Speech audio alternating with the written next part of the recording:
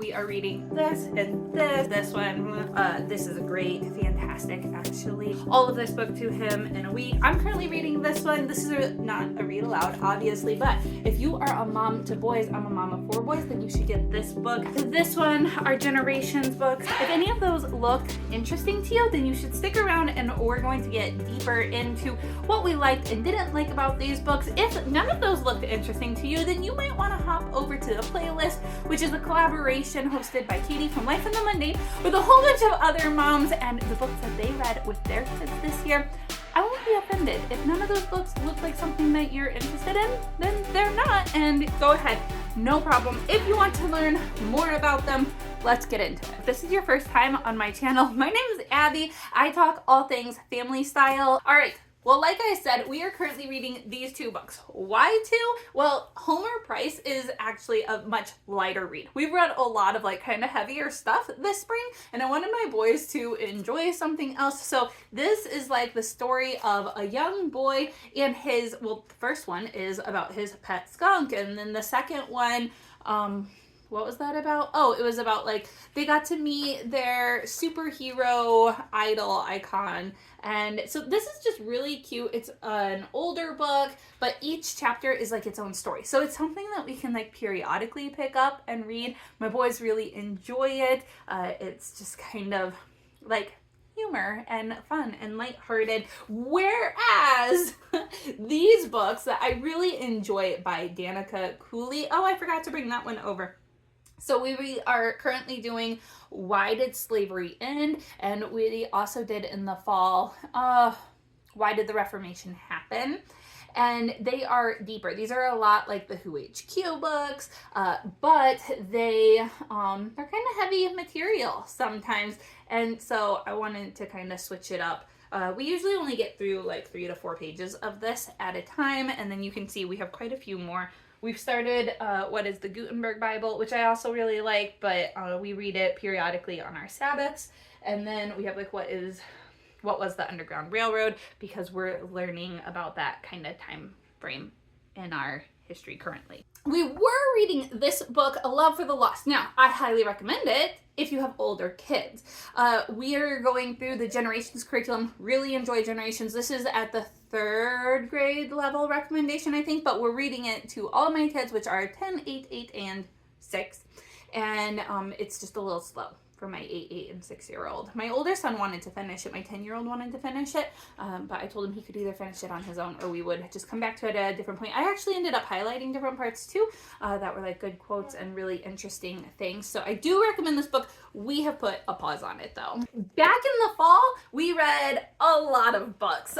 This is Go Global, and the idea is to just take your kids around the world through a ton of picture books and actions and motions. And so we read a lot of picture books. We didn't really do very many chapter books in the fall because we were going through this. My favorites were really in Africa. So like these books, a lot of them were like the difference a bicycle can make it in a child's life, or a goat. And so like as we were coming up to Christmas and we were doing like the Operation Christmas Child shoe boxes, or donating a goat or a chicken. These books really helped to kind of explain to my kids like the benefits that these were going to have on other kids. And then there were like a whole bunch of other books too, just to kind of explain the culture and what was going on. I actually have put together, and I wanted to get it out to you guys, but I just haven't.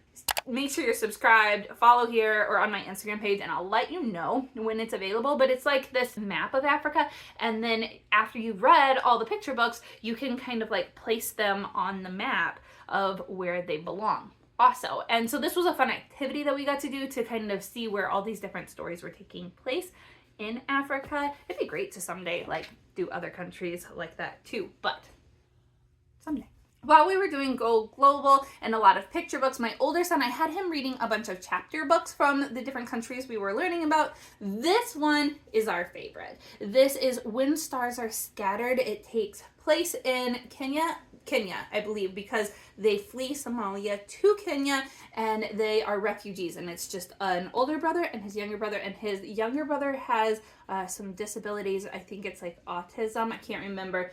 I actually read this book to all of my sons a couple years ago, and then my oldest one just reread it. But this is a graphic novel that will really take your kids into what it's like to be in a refugee camp.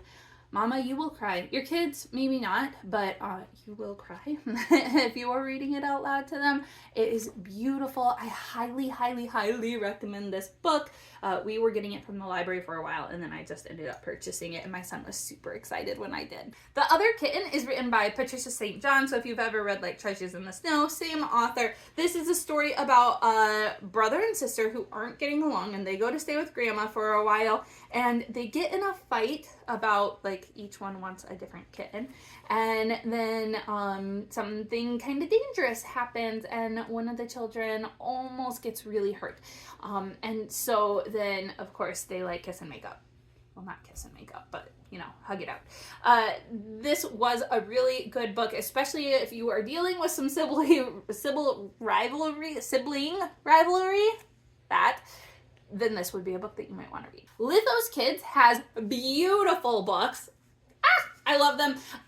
They do like a Pilgrim's Progress version, and they have the Old Testament and the New Testament. If you don't like images of Jesus in your Bibles for your kids, don't get this one because there's a lot. But if you don't have a problem with that, this is a beautiful, beautiful book.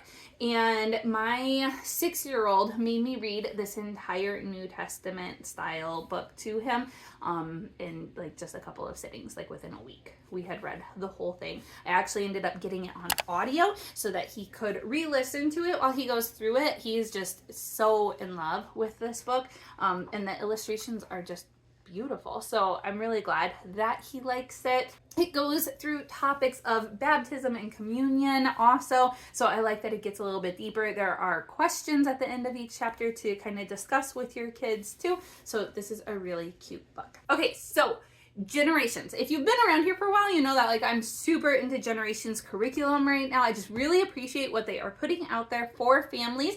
And while this is a textbook, we did it as a read aloud. This is taking the Middle East for Jesus. Right about the time that the first bombings happened in, what was it, like October 7th of 2023, we had gotten this, and I was going through it with my kids, teaching them the history of the Middle East and the spread of the gospel through that region.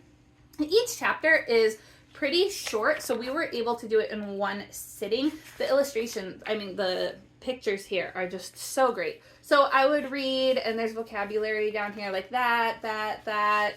Some of the later on ones take a little bit longer, like we're doing Taking the Americas right now. And I would say that one's more like a text, just in how like we're breaking it up, reading it. But this one we did a full chapter in one sitting. So I count it as a read aloud. And I think every family should read this book. I think every Christian family should read this book. This is the history of our people. This is the history of God's people, the people that we were adopted into, the family that we are part of. And I think that this is really important. And I can't believe how they took college level church history information and delivered it at a level 2. So like grade 2 could read this. But it was appropriate for all my sons. And I really appreciated that. I think there's a generation sale. So as we talk about those, you might want to know about that. Then when you are doing the Generations curriculum, they also recommend some of these classic novels, which I love because I want to do like classics with my kids, but I don't know which ones. And Generations already has a whole lineup of these really beautiful books. This is Mary Jones and Her Bible. It takes place in Wales. And it's about this little girl who wants a Bible, but it's not available in her own language, and it's really expensive. Well, it is available, but just like really rare, and it's really, really expensive. So she saves up, I think it was for like 6 years, to be able to buy her own Bible. And then that was so inspiring to others that they created like the organization for Bible translation and making it available for more people. Sunshine Country! Okay. Get this one. It's so good. If you like Pilgrim's Progress, this is not like it, but kind of, in the fact that it will take your children through a lot of that experience of deeper understanding through a story about the Bible and the implications and the importance of salvation through Jesus. So this is a young boy in Czechoslovakia, and he like, it's kind of like a Heidi setting. Like he lives up in the mountains and woods with like this grandpa figure, and they're all like logging and doing things all summer there. And he finds a Bible and he reads it, and it's just like this like whole new experience for him. Like, Jesus is my friend, Jesus is always with me, that's what the Bible says, and ends up like spreading this to everybody in his community, just like through this little boy's excitement of how amazing it is. And so like Sunshine Country is like how to get to Sunshine Country, which is heaven, and how beautiful it'll be.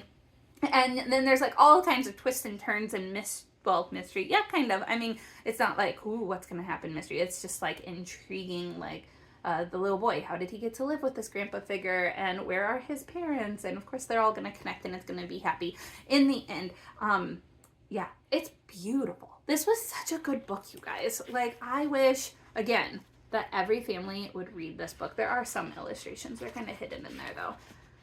No, I take it back. There are no illustrations. How are there no illustrations? The imagery, the way that they talk about it, I really thought that there were images in there, but there's not. That's how good it is. It was written so well. Okay, I hope that was helpful. Hope you found something exciting to read to your family. You can start right away. You don't have to wait till the next school year. These are great books. Go check out the playlist to see what others are reading. I'm excited to hop over and see what they're reading too. If you are interested, make sure to subscribe to my channel. I do all kinds of things. Family style curriculum, things that we're doing as a family, ways to encourage you when you have kids of multiple ages. I'm glad you're here, and I'll see you again soon. Bye-bye.